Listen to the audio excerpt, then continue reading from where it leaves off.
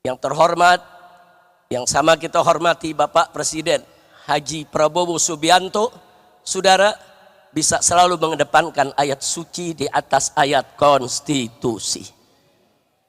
Nah, jadikan Indonesia ini berkah. Kami akan, seluruh rakyat akan dukung Bapak kalau Bapak mengajak bangsa Indonesia taat kepada Allah dan Rasulnya. Betul? Betul? Takbir. Nah, jadi sekali lagi jangan pernah mundur ya ikhwan. Nah, baiklah. Berikutnya yang tidak boleh saya lupakan juga ya ikhwan, alhamdulillah Pilpres sudah selesai, pilkada sudah selesai, pilkada serentak saudara. Jadi jangan lagi ke depan ini baik Pilpres maupun pilkada memecah belah kita. Berbeda pilihan dalam politik itu biasa. Makanya saya kaget begitu ada perbedaan pilihan, saudara. Berani-beraninya ulama dimunafik-munafikkan, disesat-sesatkan, dikafir-kafirkan. Jangan. Ada habaib, ada ulama berbeda pilihan dengan kita, saudara. Masing-masing punya ijtihad politik. Wajib untuk kita saling menghormati, saudara. Jangan mau dipecah belah, saudara. Yang bertarung orang lain, yang dapat kekuasaan orang lain, yang dapat kursi orang lain, yang dapat uang orang lain. Tapi kenapa harus rakyat yang diadu domba, rakyat yang baku pukul, dan rakyat yang dipecah belah?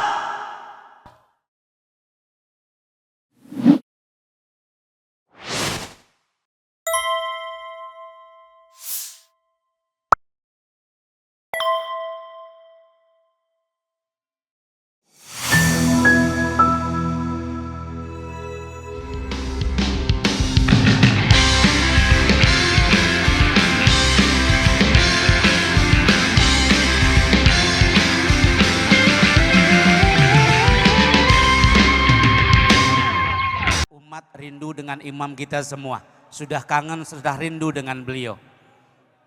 Sallu Nabi Muhammad.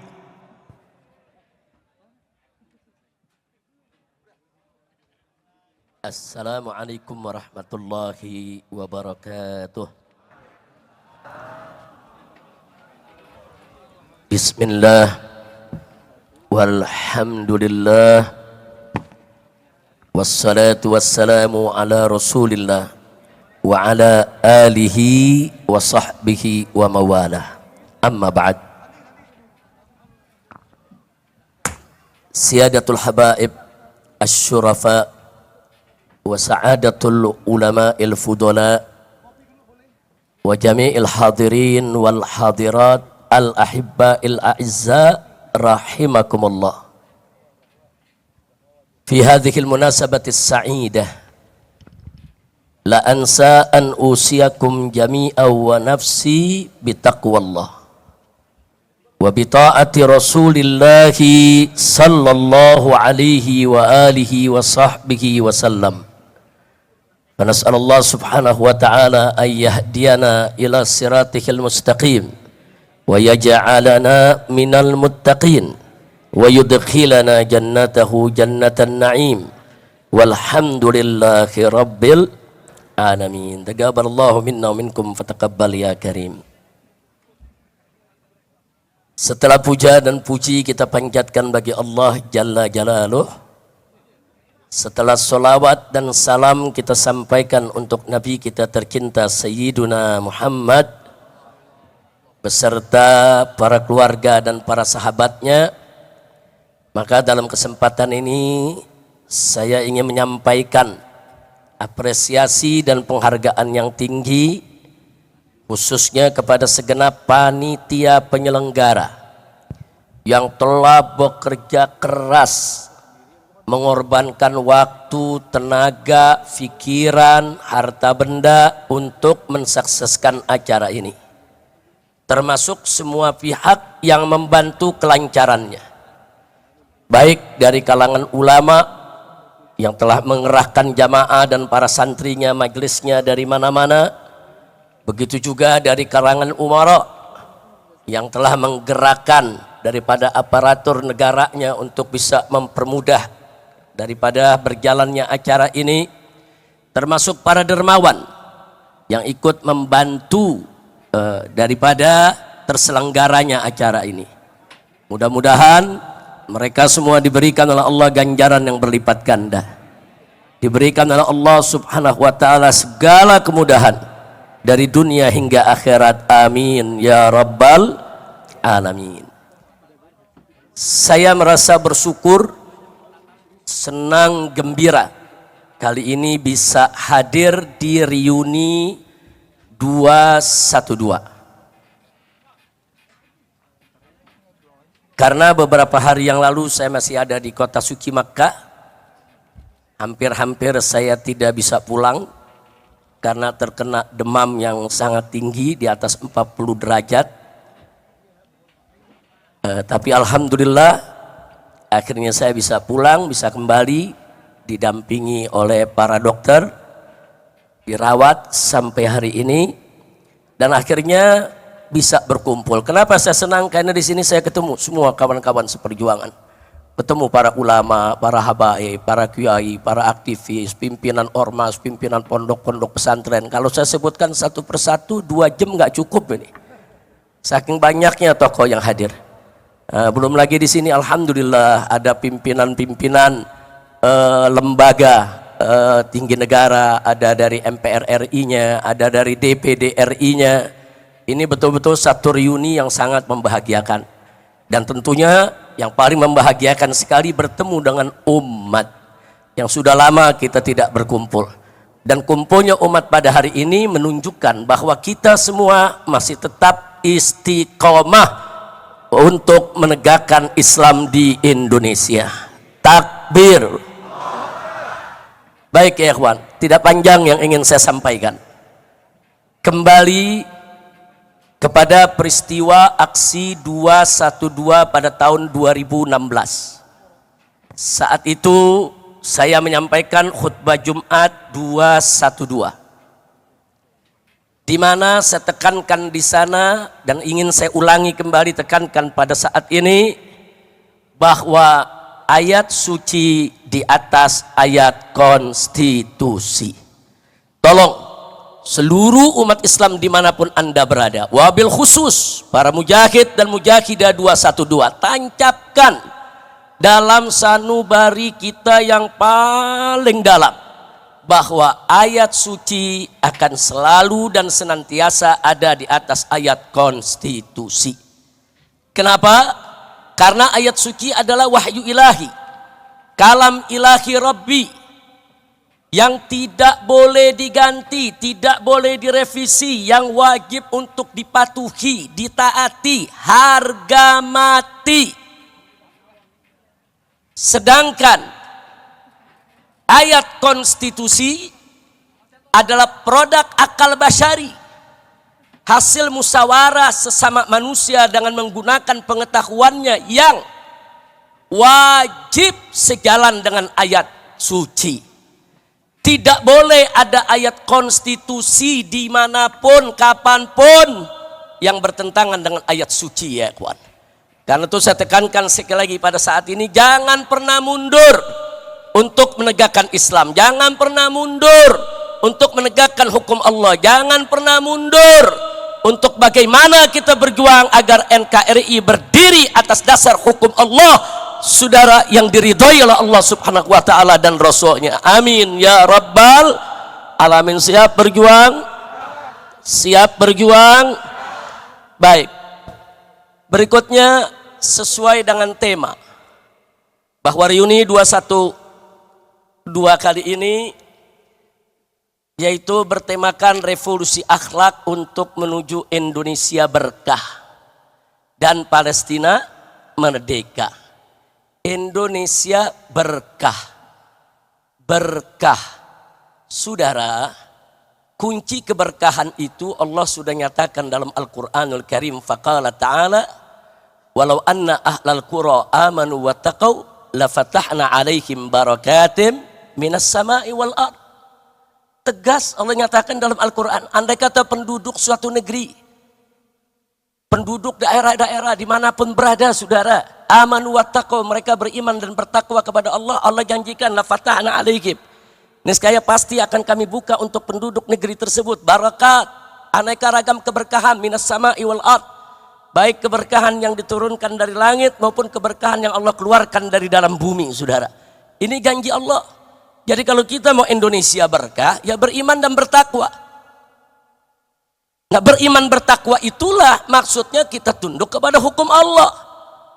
Baik hukum yang berkenaan dengan pribadi perorangan, hukum yang berkaitan dengan rumah tangga, hukum yang berkaitan dengan sosial kemasyarakatan, sampai kepada hukum yang berkaitan dengan tata negara, ibadallah. Tunduk kepada hukum Allah. Kalau kita tunduk kepada hukum Allah, beriman, bertakwa, Allah kasih berkah. Jadi jangan mimpi Indonesia berkah kalau hukum Allah dilecehkan. Jangan mimpi Indonesia berkah kalau hukum Allah ditinggalkan. Jangan mimpi Indonesia berkah kalau Al-Quran dibelakangkan. Nabi tegas mengatakan dalam satu hadisnya, ibadallah, kama qala Nabi sallallahu alaihi wasallam, man ja'ala al-Qur'ana amamah hadahu ila jannah wa man ja'alahu wara'a dhahrih saqahu ila nar. Barang siapa yang menjadikan Al-Quran di depan dia sebagai imam, sebagai pedoman, sebagai petunjuk, niscaya Al-Quran akan menuntun dia masuk ke dalam surganya Allah. Sebaliknya, barang siapa yang menjadikan Al-Quran di belakang tulang punggungnya, dia nggak peduli dengan hukum Al-Quran, dia lecehkan Al-Quran, dia nggak mau pakai Al-Quran, saudara, hati-hati. Neraka jahanam menanti dia untuk dijerumuskan, ya kawan. Na'udzubillah min dzalik. Mudah-mudahan di kepemimpinan baru saat ini yang terhormat, yang sama kita hormati Bapak Presiden Haji Prabowo Subianto, saudara, bisa selalu mengedepankan ayat suci di atas ayat konstitusi. Nah, jadikan Indonesia ini berkah. Kami seluruh rakyat akan dukung Bapak kalau Bapak mengajak bangsa Indonesia taat kepada Allah dan Rasulnya. Betul? Betul? Takbir. Nah, jadi sekali lagi jangan pernah mundur, ya ikhwan. Nah, baiklah.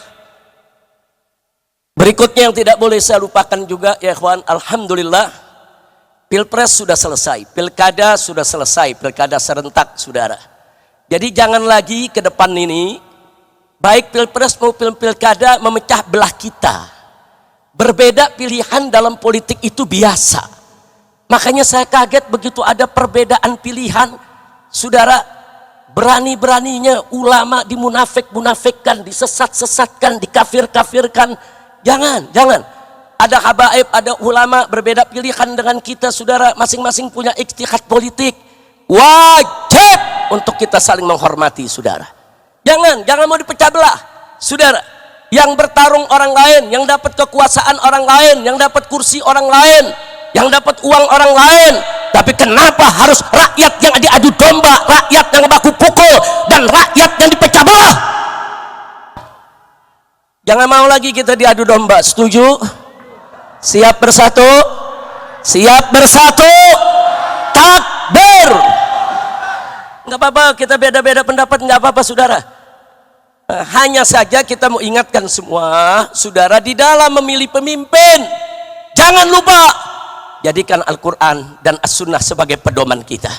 Al-Quran dan As-Sunnah sudah menuntun kita bagaimana cara memilih pemimpin. Yang model bagaimana pemimpin yang harus kita pilih, ikuti saja. Selama kita berpedoman kepada Al-Quran dan As-Sunnah, Al-Ijma' dan Qiyas, saudara, serta apa-apa sudah disampaikan oleh para ulama-ulama salaf kita, insya Allah kita tidak akan terjerumus ke dalam jurang kebingungan. Enggak, kita enggak bakal bingung. Kita bingung memilih pemimpin karena meninggalkan Quran dan Sunnah. Kita bingung memilih pemimpin karena kita jauh dari Al-Quran dan Sunnah.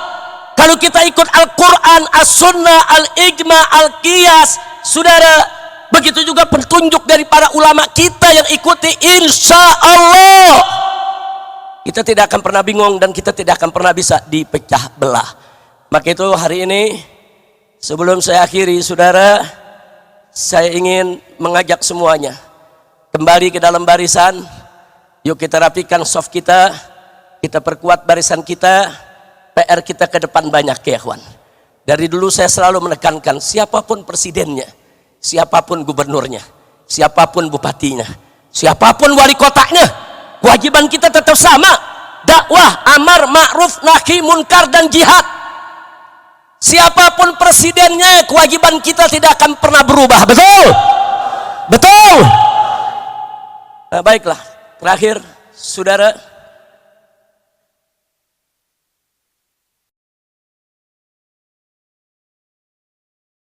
Terakhir saudara, yang ingin saya ingatkan di sini bahwa penegakan hukum di Indonesia yang carut marut selama ini saudara, khususnya dalam satu dekade 10 tahun terakhir saudara, demokrasi dirusak, hukum ditabrak, korupsi merajalela, judi di mana-mana, hancur-hancuran ini negeri saudara. Maka itu saya berharap mereka-mereka yang telah merusak negeri ini selama 10 tahun jangan dibiarkan. Tapi mereka harus dituntut pertanggungjawabannya. Setuju? Maka itu saya minta dengan tulus, dengan sangat hormat kepada yang kami hormati Bapak Presiden Haji Prabowo Subianto. Tolong Pak, bersihkan pemerintahan Bapak dari orang-orang yang bermasalah, baik bermasalah dengan korupsi, bermasalah dengan judi, bermasalah dengan pelanggaran HAM, bermasalah dengan segala kemunkaran dan kerusakan negeri. Jangan mereka dibiarkan, proses hukum, tegakkan keadilan bagi bangsa Indonesia.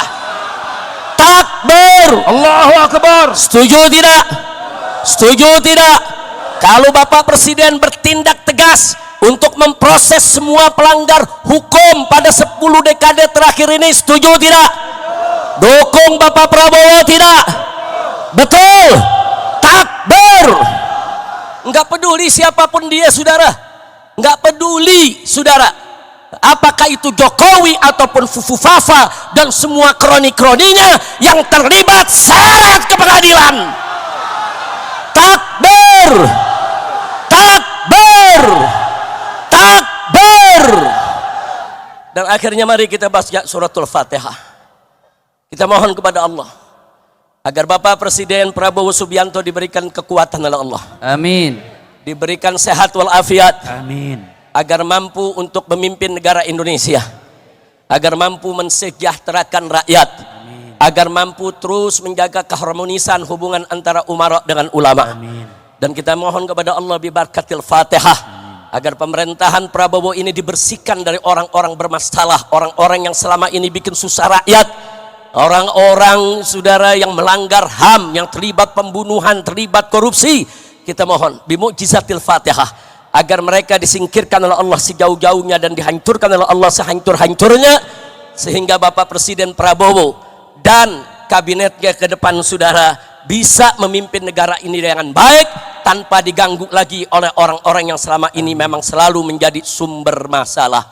Ala hadhihi niyah wa likulli niyatin salihah wa Allah subhanahu wa ta'ala yubarik li hadhihi bilad wa an yubarik li rais hadhihi bilad wa an yubarik li ra'iyyati hadhihi bilad wa an yaj'al hadhihi bilad biladan islamiyatan aminatan mutmainnah ghaniyatan ma'muratan mardiyatan 'indaka bi rahmatika ya arhamar rahimin ya rab. Wa ila hadratin Nabi sallallahu alaihi wasallam bisiril Fatihah. A'udzu billahi minasyaitonir rajim. Bismillahirrahmanirrahim. Alhamdulillahi rabbil alamin arrahmanir rahim maliki yaumiddin. Iyyaka na'budu wa iyyaka nasta'in ihdinas siratal mustaqim. Siratal ladzina an'amta 'alaihim ghairil maghdubi 'alaihim waladdallin. Mudah-mudahan digabul oleh Allah Subhanahu wa taala. Jadi sekali lagi pemerintahan baru ini jangan kita ganggu. Kita beri kesempatan, kita dorong, tapi tetap kita kritisi. Jadi bukan mendukung dalam arti kata menjilat, memuji yang nggak berhak dipuji, saudara. Jangan. Kita tetap amar ma'ruf nahi munkar. Ikhlaskan niat hanya mencari ridha Allah Subhanahu wa ta'ala. Nah akhirnya saya mau umumkan, sebentar, duduk sebentar.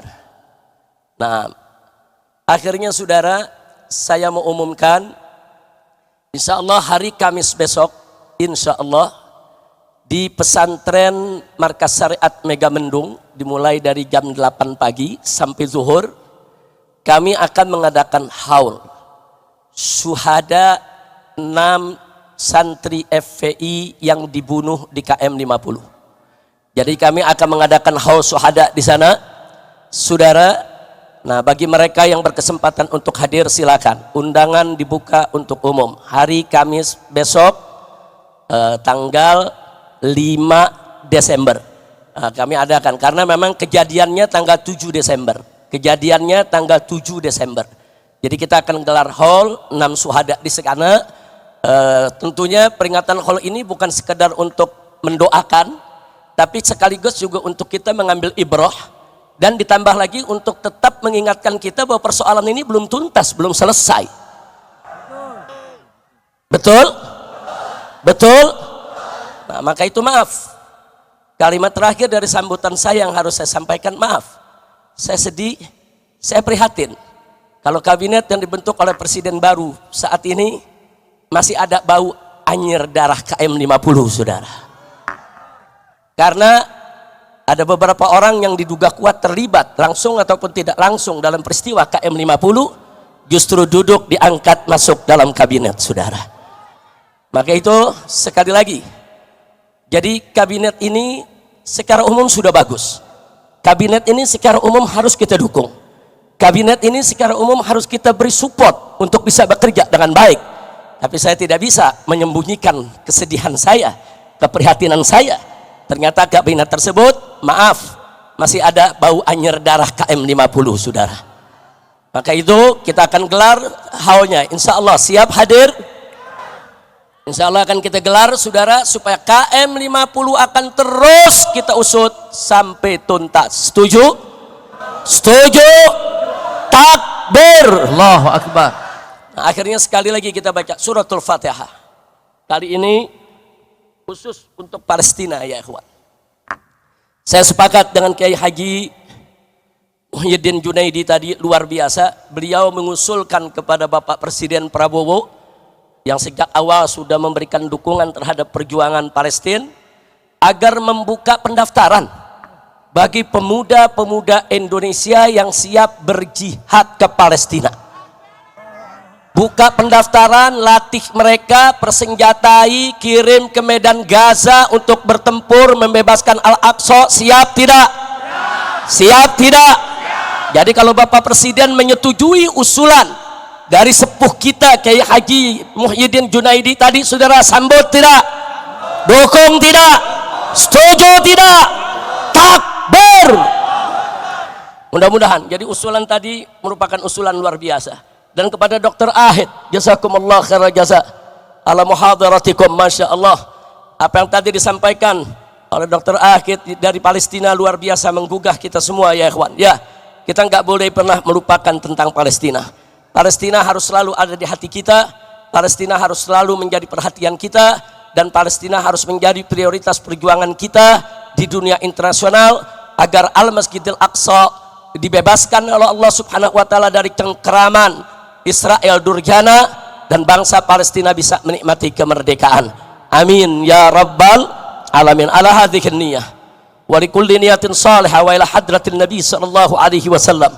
Wa Allah Subhanahu wa taala an yarzuqa sya'bal Filistini fathan mubina wa nasran aziza wa khalasan jamila wa baladan amina. Amin. Wa imaman adila. Amin. Wa ila hadratin nabi bisiril Fatihah. A'udzubillahi minasyaitonirrajim. Bismillahirrahmanirrahim.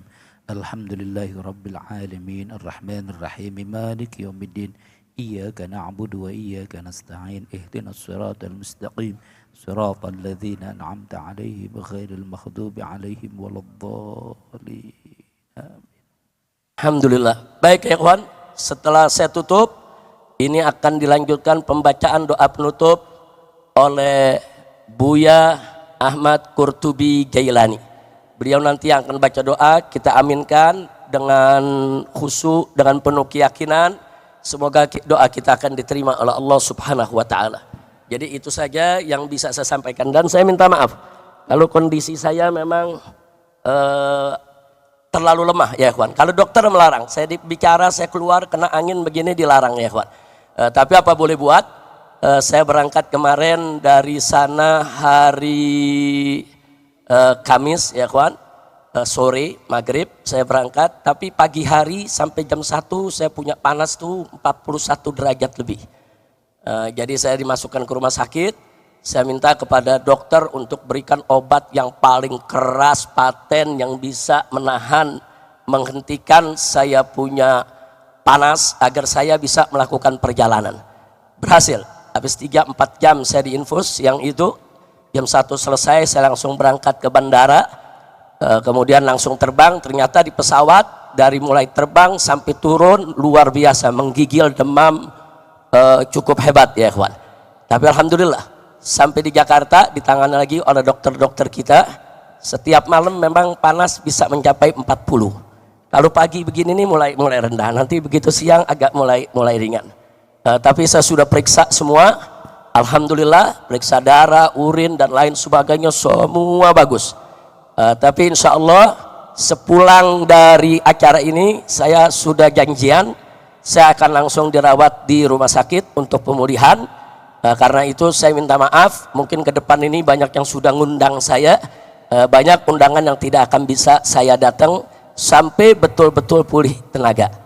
Tapi itulah karena cinta antum semua, karena doa antum semua, dan karena rasa senang saya kumpul dengan para ulama, para kiai, dengan nazrah mereka, suara yang gak keluar jadi keluar ya ikhwan.